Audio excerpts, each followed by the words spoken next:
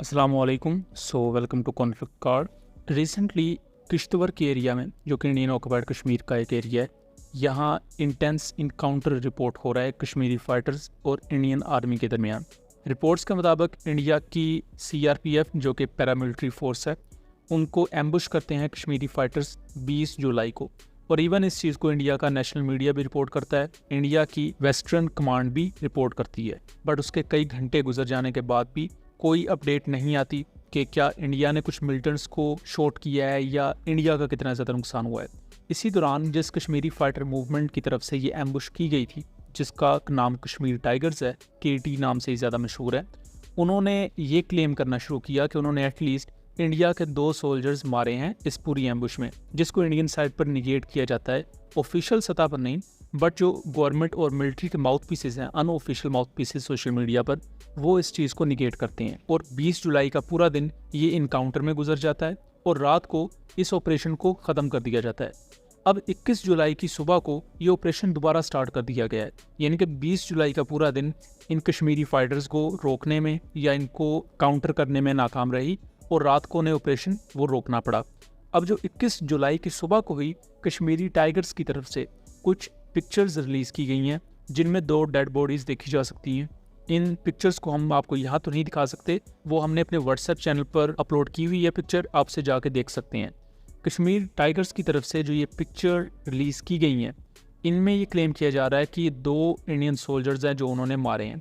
इसी कॉन्टेक्स्ट में अब इंडियन साइड पर ये नैरेटिव भी फ्लोट किया जा रहा है कि ये कश्मीर टाइगर्स के फाइटर्स नहीं हैं, बल्कि ये पाकिस्तान आर्मी की SSG कमांडो है, जो कि LOC क्रॉस करके इंडिया में आई।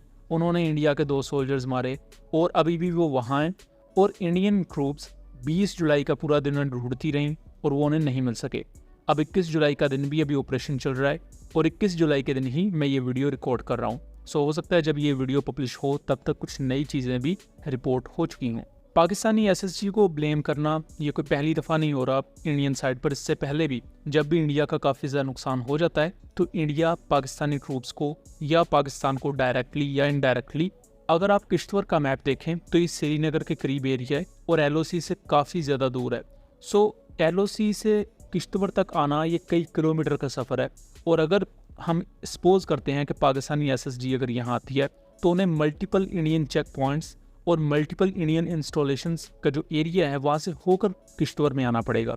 तो अगर इतना स्मूथली SSG इंडिया की इतनी डीप पेनिट्रेट कर सकते हैं तो ये उल्टा इंडिया के लिए परेशानी की बात है। और सवाल फिर यहाँ उठ जाएगा कि क्या इंडिया की सिक्योरिटी फोर्सेस सो रही थी? और सेम वैसा ही इस वक्त ड्रामा क्रिएट किया जा रहा है जो कि पहलगाम अटैक के बाद किया गया था, कि पहलगाम जिस एरिया में वो अटैक हुआ था वहाँ इंडियन आर्मी की इंस्टॉलेशंस हैं, इंडियन CRPF की इंस्टॉलेशंस हैं, लेकिन उसके बावजूद भी मिस्टीरियसली कुछ लोगों ने 79 लोगों को कत्ल कर दिया और उसका इल्ज़ाम इंडिया ने पाकिस्तान पर लगा दिया।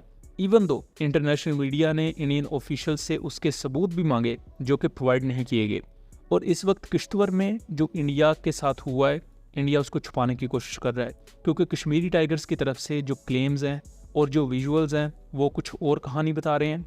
और इंडियन नेशनल मीडिया एजेंसीज पर जो खामोशी है वो उस कहानी को कहीं ना कहीं इंडोर्स कर रही हैं। दूसरी तरफ इंडियन साइड पर यह क्लेम किया जा रहा है कि ये 3 से 4 लश्कर तैयबा के कुछ मिलिटेंट्स हैं जिन्हें उन्होंने ट्रैप किया हुआ है।